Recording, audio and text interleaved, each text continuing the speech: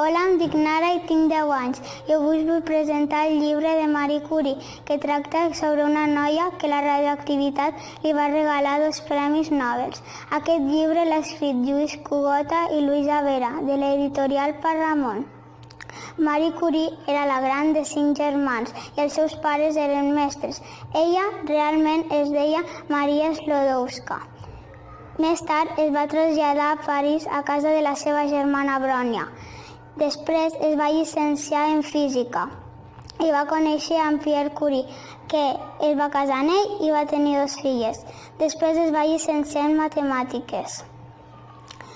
Va ser la primera en parlar de la radioactivitat i del radioactiu.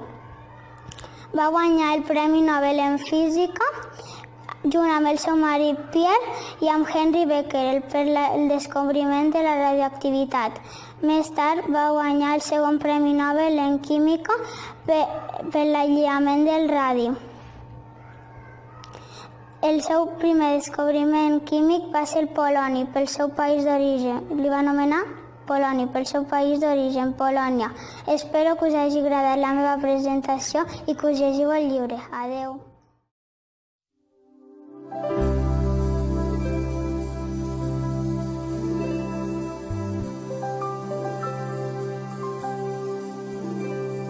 Els llibres